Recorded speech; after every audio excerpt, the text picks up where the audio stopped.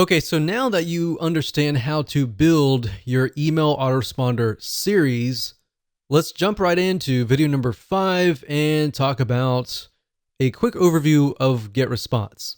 And what I'm going to do in this video is to give you a overview of the dashboard itself. I'm going to walk you through, we're going to log in, and that way you have a better idea of where everything is and what we're going to actually use. Okay, so what you need to do is go ahead and go to getresponse.com, as you can see here, and you're going to see some basic plans. And I recommend that you get the very basic monthly plan. Don't do annual yet until you get a better idea of if you like GetResponse or not. Now, it runs very similar to other autoresponder systems. Some are beneficial in certain areas, but at the end of the day, we're just trying to build a basic list.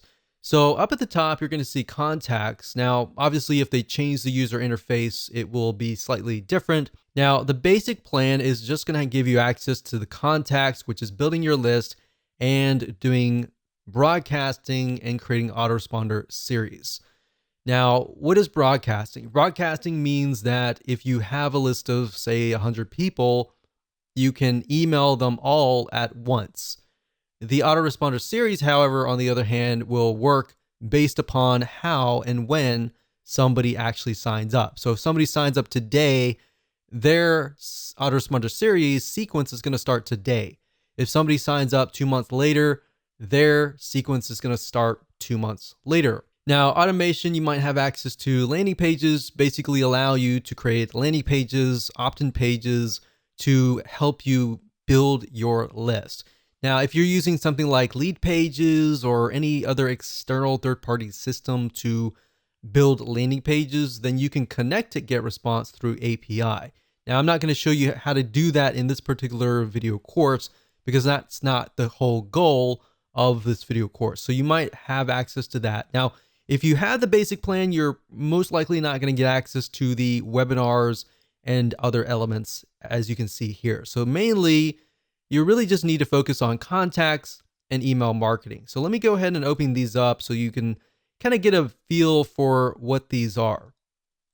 So this one right here is the contacts. So when you click that, you're going to see lists, which are the different lists that you can create for your individual products. You could create a customer list for one product and then maybe a prospect list for that product as well. And like I said, the more specific the list is, the better it's going to actually convert in the long haul.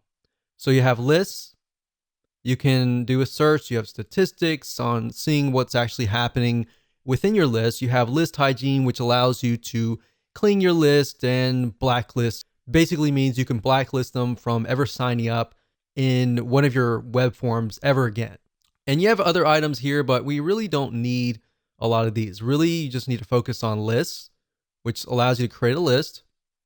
You can add contacts if you have, an external spreadsheet of email addresses. Then we go to email, and under email marketing, you have newsletters, and then you have autoresponders. Newsletters are like broadcasting. So if you email them one time, and everybody gets the email at one time.